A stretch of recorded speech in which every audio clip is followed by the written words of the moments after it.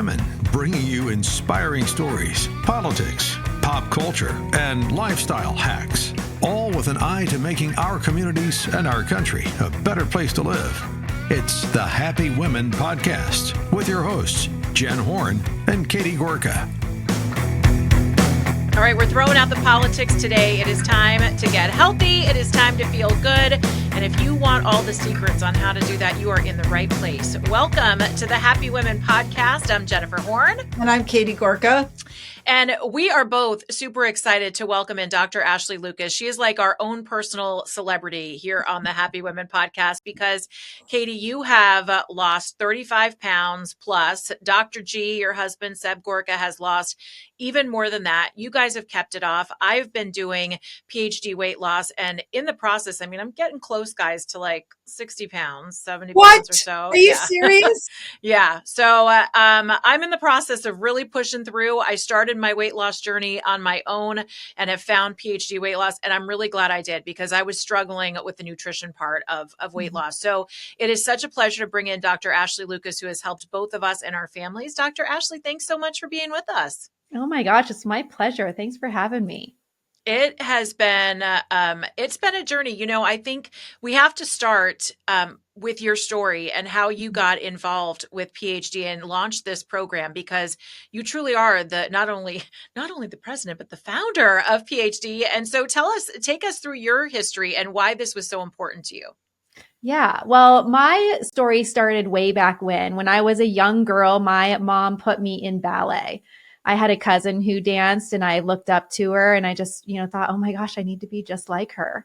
But I was not talented like she was, and back then that's probably 35 years ago or so, they would put the talented girls in the front row and the not so talented girls in the back row. I don't know. Do you guys remember that? If you were in like ballet, I was in the back row. Dance. Yeah, me too. I was right there with you, Jen.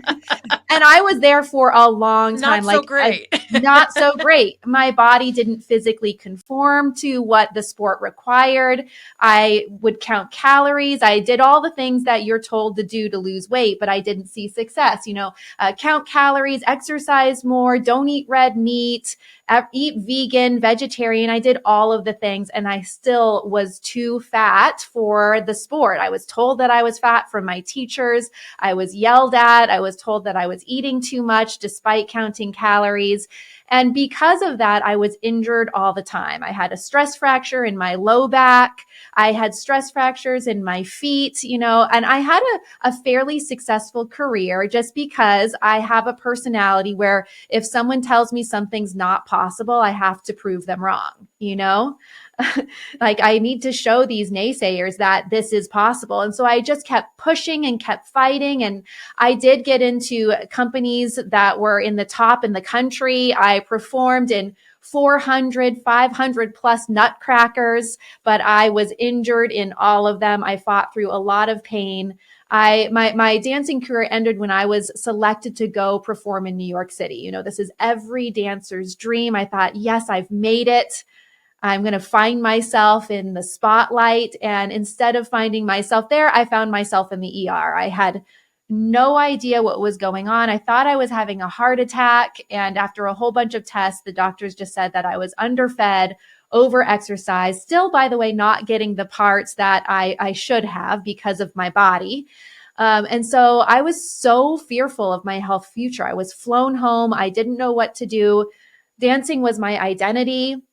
I was probably in the top 3% of dancers talent-wise, just because of that pure like physical force to do what I thought was needed to do. It was like the equivalent of Michael Phelps being pulled off of the pool before his Olympic level swim and told he could never do it again. So for me, it was a really hard transition, but I understood how significantly nutrition impacted my own sport performance. So I thought, you know what? I want to go help others avoid what I've been through. I knew there had to be a way where we could drop weight without medications, without chronically dieting and starving ourselves and ruining our metabolism and hurting our bodies the way that I did it. I knew there had to be a way. So I went back, I earned my PhD in sports nutrition and chronic disease. I studied energy metabolism and how can we do this in a successful, healthy way. I also understood that 80% of any change comes from the mind. So I focused on learning and integrating cognitive behavioral therapy into my work. And after I finished my PhD, I thought, I'm still not a true expert in the field of weight management. I need to go back to school again. And so I did, and I became a registered dietitian. But there was a problem. All of the stuff that I was taught during my dietetic internship, I knew did not make sense. I was told that I needed to have people count calories, that they needed to exercise like crazy, that they needed to avoid red meat, and that vegan and vegetarian diets were healthy, that they needed to eat low fat. And I thought, I have done all these things my entire dancing career and did not see success. This can't be right. So I took my research, I took what I learned during my dietetic internship and completely turned it upside down and did the opposite. And that's really how I created PhD weight loss and the approach that we implement. We now have brick and mortar locations, but an even larger nationwide presence where we have clients all over the nation. We've helped over 10,000 people now collectively drop more than 466,000 pounds. So I am so passionate and so grateful that my story and my challenges have led me to have this opportunity to help impact others in such a positive way. Oh, this is amazing. All right. So I just want to jump right in because you've actually really changed my life. And I just mean that in the sincerest way. It was such a blessing that you reached out and I think wanted to advertise on Sebastian's show. And he said to me, I've got this new advertiser. They want me to go through the program. I don't want to do it. And I said, no, we're doing it. So for me, it was super exciting because, I had put on a bunch of weight when I was pregnant with my two kids. That was 25 years ago. And in 25 years, I could not lose that weight. I just couldn't. And I dressed to cover up my weight, and it was always a source of sort of shame and discomfort. And I hated it, but I really felt powerless. And we got on your program on PhD weight loss, and it was just incredible. It was really amazing. And I lost the weight, and I can't tell you how life-changing that's been. And I have to say, I love going on your website and I love seeing the pictures of the before and afters. And part of why I love it so much is because I look at the people after and I know how incredible they feel. Like it's just an amazing thing. So let's talk about it. I have so many questions. I have so many things. I don't even know where to start. I have so many things that I want to talk about. Let me ask you this. Okay, so you've had a lot of experience now. So you have a system that you're able to give to people. What do you feel makes it so different from other programs? Let me start with that. Yes, because I feel like it is very different, and I feel like it has obviously worked for so many people. And I think it's interesting because it's also worked long term. So your statistics about people being able to keep the weight off are really impressive. Mm-hmm. So what is it about your program do you think that is so different? I think because, there are a few different aspects to it that allows for success where other programs don't from a sustainability perspective. So the first thing is, one, figuring out where your body really needs to be. Like how much weight, excess fat mass are you truly carrying that you need to let go of? So we chat about in the program, we talk about visceral fat or the belly fat, right? You guys have heard a lot about this because the belly fat we don't realize is actually active. It is hungry fat in there, and all it wants to do is eat, and it craves and it's hungry. It has its own objective, and all it wants to do is get fatter as fast as possible. So people don't understand that when they're carrying around this belly fat, it's almost like they're carrying around a tumor that just wants to grow. And it does shift your metabolism into one that promotes fat storage rather than fat burn. So if you've got belly fat, when you take in a meal, the majority of that energy or those calories go in to feed the fat first. You can think of it like that in simple terms. Whereas if you do not have the belly fat, then that food, those calories you consume goes into your muscles. Your muscles tell the brain that you've been fed and you stop eating. So it's this kind of metabolic dysfunction that's occurring when we have the belly fat. And what happens is a lot of people will go through a weight loss program and just select a random number of pounds that they want to lose. They might say, you know, right now I weigh 180. I think it'd be great if I lost 20 pounds. But at that weight, they still have this metabolically active fat working against them. And it's only a matter of time until it eats its way back up again. That's why a lot of people drop weight only to regain it, is because they still have this active tumor-like fat slowing their metabolism and working against them. So one of the reasons why our clients have such great success of keeping the weight off for good is because we get them to a place where they fully let go of that belly fat. So that's number one. Number two is we don't look at the body like an equation. You know, most of the time when we go through weight loss, we think, okay, I need to eat less and I need to move more. I need to track my calories. It's all about creating this calorie deficit. Now, I'm not saying that calories don't matter. We do not defy the law of thermodynamics. It definitely plays a part, but the source of our calories matters even more, because the type of calorie we consume changes our hormones. So for example, if a person ate, let's say, Jen, you ate 500 calories of chicken, and Katie, you had 500 calories of banana, you would have two very different physiological responses. Jen, you would be hungry. Let me say it another way. You would be full for a much longer time than Katie. Katie would eat those 500 calories of banana and then have more cravings and have more hunger. She'd have a blood sugar spike. She'd have inflammation, high insulin, and then she'd be hungry real quick after that. So she's going to end up eating more and binging more, and there's going to be hormones being secreted in her body that are going to be more likely to store the future calories as fat. Whereas Jen, the 500 calories of chicken, you'd be full for a longer period of time and you'd end up eating less and your body would be less inflamed. And So you feel better. I mean, I think about 500 pounds of banana. I think you're either in bed or in a bathroom. I mean, 500 pounds, 500 pounds, but 500 calories of chicken, you could probably still be upright for some of the day. Yeah. So it's just understanding, we really look at where are the calories coming from. We don't count calories. You guys have never probably heard the word calorie throughout your program experience. And that's because I really want you to understand what you're eating, when you're eating, the time that you're eating is really important, because that dictates your ultimate success. So it's eating the right type of foods at the right time for your unique body. And it's different for every person.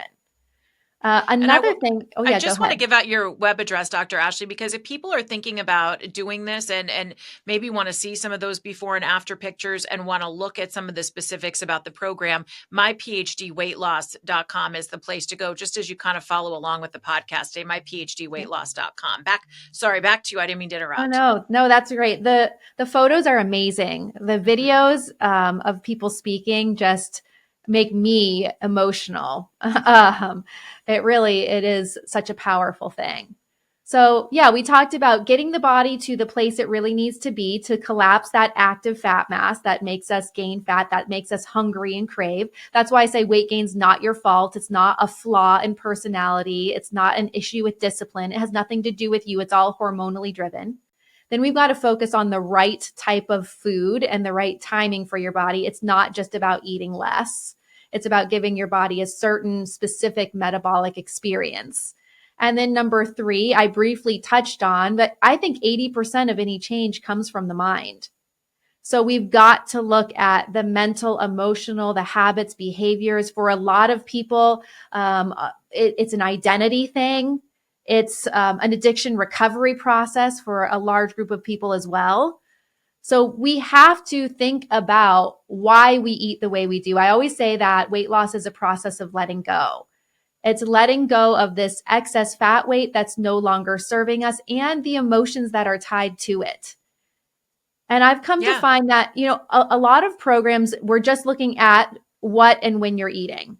right? It's all tied to just creating that calorie deficit. I believe that if you don't let go of the emotions and the identity that's tied with the weight as well, then your weight might drop, but it's going to come back up to meet the mindset. So it's got to be a dual thing of metabolic change and behavioral emotional mindset. And then I'd say the last piece is having maintenance support. I think maintenance is where the work is done. I know I check in with Dr. Gorka every month and I'm saying, how are you doing? What do you need? How's it going? Same with you, Katie. We check in because it's just a constant practice. You can't take your foot off the gas pedal. You can't go back to the way it was before. It just won't work anymore if you go back to the old ways. And these are really long-term ingrained habits that we're changing. So the process of mastery never really ends. And I would add in just one of the things that I think makes your program different going through it is the support. Having someone check with you, not just in maintenance, but literally every single week. You are sitting down and you're going, okay, I've got Christmas coming. I've got a birthday coming. What are my coping tools to get through? Because life happens and we all have different things. I struggled with my weight my whole life. I do have polycystic ovarian syndrome.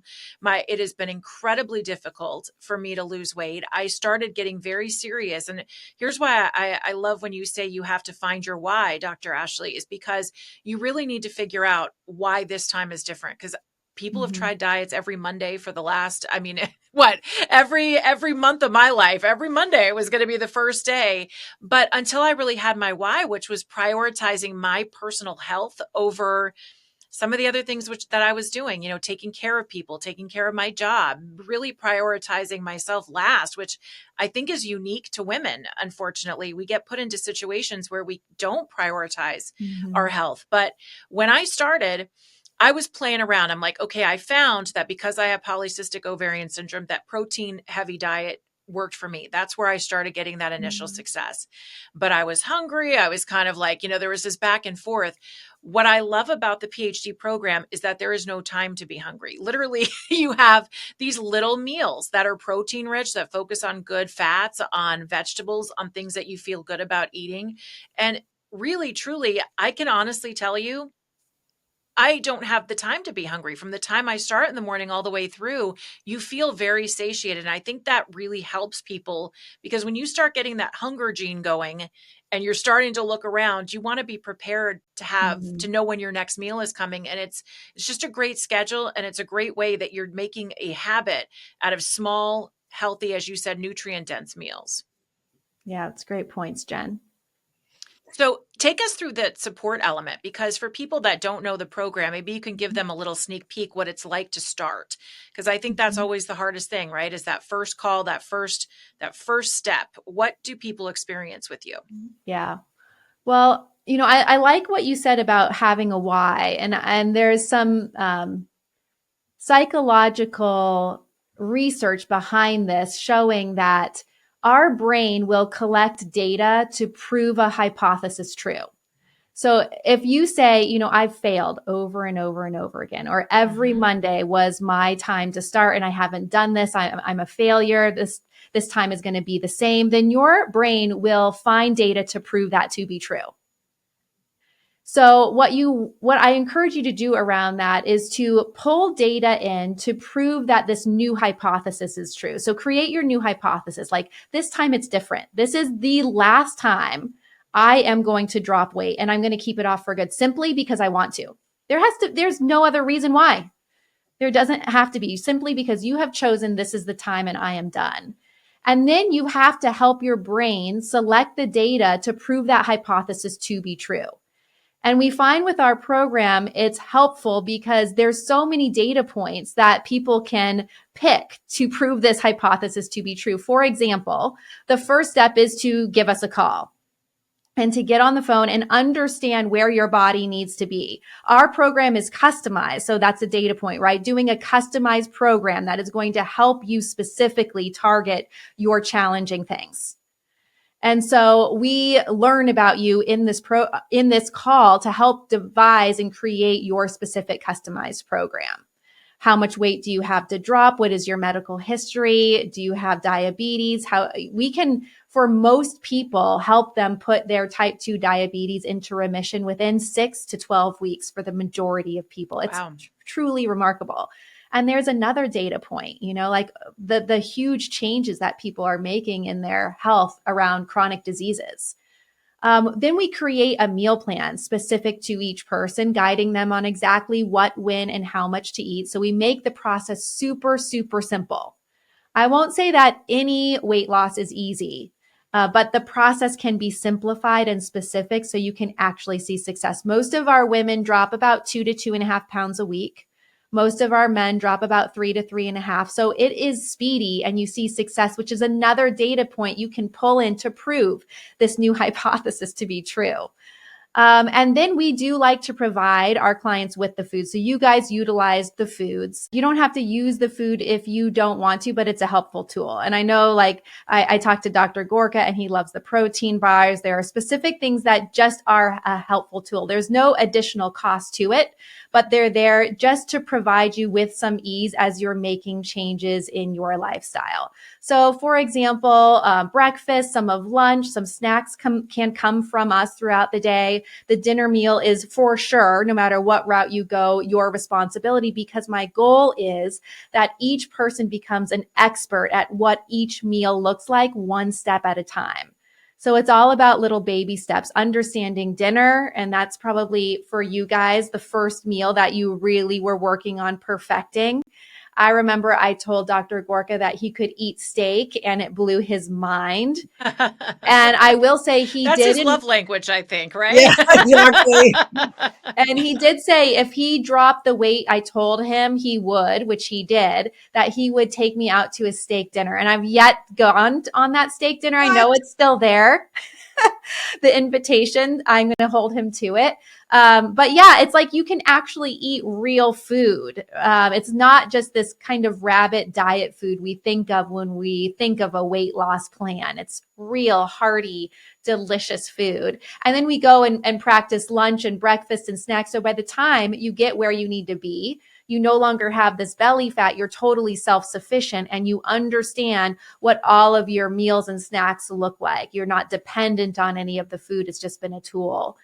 And then every week you have your coach where you have weekly one-on-one coaching. You can text them. They definitely will have a call with you where you talk about what you're eating and why. And we always tweak your meal plan because as your body slims down, your needs change. It's complicated. So we're always tweaking it, figuring out what you need, and then talking about the habits, behaviors. There's education. There's the CBT component, the cognitive behavioral component of it. So it's just, we've really thought of all of the tools to get you through whatever life might bring you. Just like you said, Jen, if a holiday's coming up, like how are you going to navigate that in a successful way? I text Dr. Gorka. I'm like, okay, I know you must have so much stress going on. It's so busy for you right now. Are you navigating well? He says he is, but Katie, I'm going to hold you to telling me the truth. I will not tell on my husband. No way. So we just had a conversation about it this morning. I asked him how he was doing and he said, well, I went up a little bit, but then I came down again. So, what I wanted to ask you is this. So I think for me, well, I loved Rachel. I loved our coach. That was just fantastic. And I thought that was super important because she really did work with us to make the program effective for us. Mm-hmm. For me, I think the two most valuable things were that I learned a completely new way to eat. So I went into the program. Okay, keep in mind, I was very overweight, and I went into the program as somebody who loved to eat my big bowl of oatmeal for breakfast and my sandwich for lunch. And I don't think I ever served dinner without a carbohydrate on the plate. Carbohydrates are kind of out of my life. I mean, obviously not 100%, but it's very, very different. And I also came to understand how important protein is. So I know you've really gone in, deep dive on the importance of protein. I mean, I probably go for 130 grams of protein in a day. Yeah. And that's what really works for me. Mm-hmm. But here's what worries me, but in the bigger picture, mm-hmm. is that the reason PhD weight loss was so good for me was because it really did teach me a new way of eating. It first of all taught me that the old food pyramid was a complete and total lie, does not work. And I It was learned, so pretty though. I know, and I learned a new way to eat, which I will carry with me for the rest of my life. So I'm kind of worried about all the people that are trying to solve their problem with Ozempic. I just cannot figure out how it's going to work for them to do this short-term solution and then go back to their old ways of eating. Are you seeing that in your practice? Yeah, ultimately, it's not going to go well. And it's not going well because we see a lot of people either coming in because they've tried these injections, they lost the weight and then put more back on, or they're really afraid of the side effects. They don't like how they feel and they want to get off of the medication, but are fearful they're going to put the weight back on because 70% of people that's it. The majority of people who go off the drugs regain 70% of their weight within a year. So that's the statistic I was trying to get out there. Also, 40% of the weight that they do drop comes from muscle. And you guys, metabolic currency comes from our muscle mass. And it is so hard as we age to not only put on muscle, but maintain muscle. It is for anyone over the age of 40, that should be your primary goal, is to maintain or build muscle. And here we're taking these injections and losing 40% of the weight lost. I actually did the math, and for the majority of people, they will come out at least 5 to 10 pounds fatter than they did before taking Ozempic after they stop. So we are going to see a huge issue around people being fatter, people being more frail, because not only does it negatively impact muscle mass, but it does on bone density as well. And my husband has an entire practice around bone health and helping people fight osteoporosis and osteopenia. And we're seeing that he just gets more and more people and clients because people are taking these drugs. And then it significantly doubles the risk of suicidal behaviors, depression, anxiety, because it does work in the brain.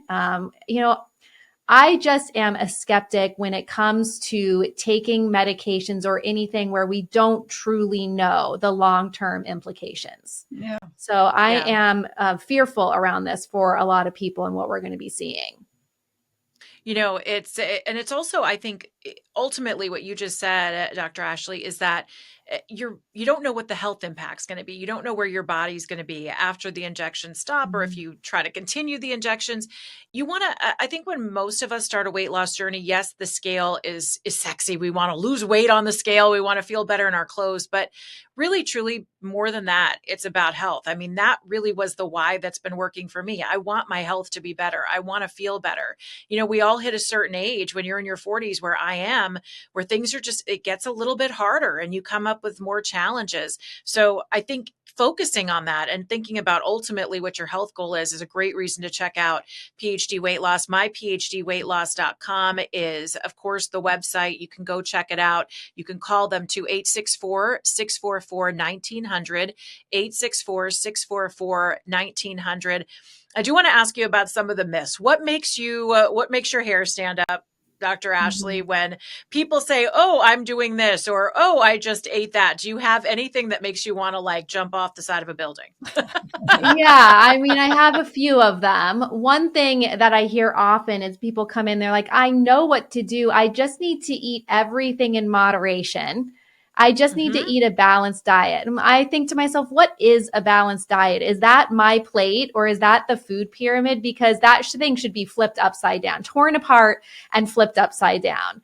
I think eat everything in moderation was coined by a naturally lean person.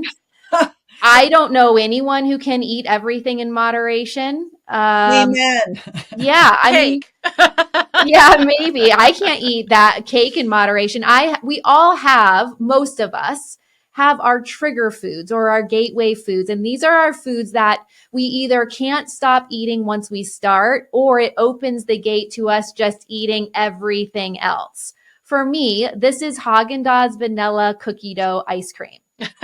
I know it. It is very my specific. trigger food. It is very specific, but I cannot stop once I start. And I know I've got a lot of willpower and I'm a very disciplined person.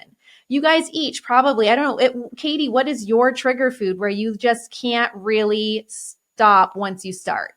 I mean, I'm sorry to say this, but it's probably anything with sugar. It Yeah. is really scary. I cannot eat one serving of dessert, and it really stinks. But I also find, like, I love what you also pointed out in the program about cheese and nuts. And I've really noticed that, like, cheese and nuts are actually good for us because they're nutrient dense. Yeah. They have a lot of protein. The problem with them is it is very hard to eat a limited size portion, right? 1 ounce, give me a break. Oh Yeah, yeah. nobody So, likes that. so I think I love cheese as well, but I think if I had to just settle on one thing, it would be mint chocolate chip ice cream. Oh yeah. That's my husband. Or for him, it's tortilla chips and salsa. For me, Oh, That's me. I'm a is it, salty Jen? girl. Yeah. Yeah, I mean, sugar's okay, but give me Mhm. some chips and guac and I can't walk away. Yeah. So like that's an important thing to understand that like if I told you just eat these chips in moderation, just Jen, have 8 of them and Mhm. you should be able to do that. Like that's just setting us up for failure. We feel shame. We feel like we have no willpower. Willpower, you cannot lose weight and keep it off and depend upon willpower. Willpower is a finite reserve. We are going to drain through that. And the more stressed and more decisions we have to make, which both of you guys are so busy making lots of decisions every day, there's no way you can depend on willpower to get you through your weight loss. So those kind of things we've been told we should do really drive me crazy. I say the only thing to do in moderation is moderation. We have to understand what our trigger foods are, what our gateway foods are. There are going to be some foods you say no to. And I think that is a form of self-respect. That is not deprivation. That is not restriction. That is understanding you and yeah, break. and I think and self-love. I mean, it Yeah. really Yeah. is. Yeah. Okay, I know we're out of time, but I'm not willing to stop. All right, really quickly. One of the things that Jen and I have been talking about is the role of hormones and hormone therapy. And I'm just really curious. I know this is sort of your husband's specialty, right? Mhm. But can you just do you find, especially for women who are older, do you see hormone replacement therapy a significant part of the equation? Where do you stand on that? Yeah, that's a great question. So what we have found, so my husband does do HRT, and we are both a huge proponent of supporting women with HRT. I think it's a big Wait, deal. what is HRT? Oh, hormone replacement Oh, therapy. okay. Yep. So it is a huge deal when it comes to bone health, when it comes to energy, sleep, all of these things. It's very important. So any listeners out there, if you are perimenopause, postmenopausal, HRT hormone replacement therapy is going to be very important for your overall health. Now, what we have found is that the first step for a lot of women is to drop the weight. The weight is going to impact our hormones in a way that we can actually solve a lot of that by getting the weight off first. Then once you get to that ideal healthy place, take a look at the hormones and adjust from there. What a lot of women might think is my hormones are off. I need to regulate those and then I'll just see the weight effortlessly drop off. That doesn't happen. So it's not going to be a cure for weight gain, but when we can see the body start to regulate and on its own as we reduce the excess weight and the inflammation, then is the time to move that lever and optimize hormones. So I do think it's a huge part of the picture.